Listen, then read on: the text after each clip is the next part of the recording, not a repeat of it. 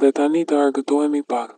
Numri 4 i fakteve më të neveritshme në lidhje me Muhamedin është fakti se Muhamedi i ka inkurajuar ndjekësit e tij që të lëpin gishtat e njëri tjetrit.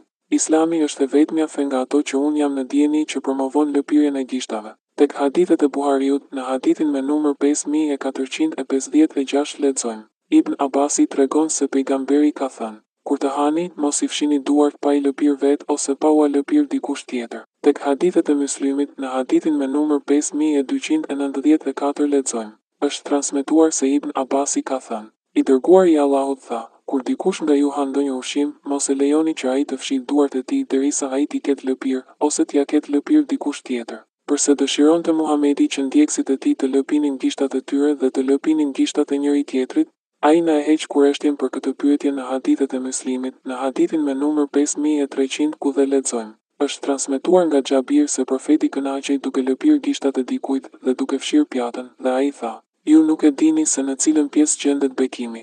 Muhamedi e thot këtë pretendim dhe në hadithe të tjera. E thënë ndryshe, kjo që sapo lexuam nënkupton se Allahu fshen një bekim diku në ushqimin tuaj. Por ju nuk e dini me saktësi se ku fshihet bekimi që ka vendosur Allahu, kështu që juve ju duhet të lëpini gishtat tuaj. Nëse dëshironi që bekimin ta marrë dikush tjetër, ju i thoni që të lëpijë gishtat tuaj dhe në këtë mënyrë jeni duke i bërë atij që ju lëpin gishta nder, duke i dhënë bekime. Ju nuk duhet t'i fshini duart me ndonjë pecet, sepse kjo do të nënkuptonte se bekimi i Allahut do të kalonte në pecetën që fshit duart, dhe më pas këtë bekim e merr Satani. Nëse nuk keni shumë njohuri për mënyrën se si përhapen mikrobet dhe për faktin se është ide shumë e keqe që të lëpish gishtat e njerëzve të tjerë, mos u mërzisni. Ju premtoj se kur të kalojmë në faktin numër 2 dhe në faktin numër 1, do ta kuptoni se përse nuk duhet që të lëpini kurrë gishtat e njerëzve të tjerë.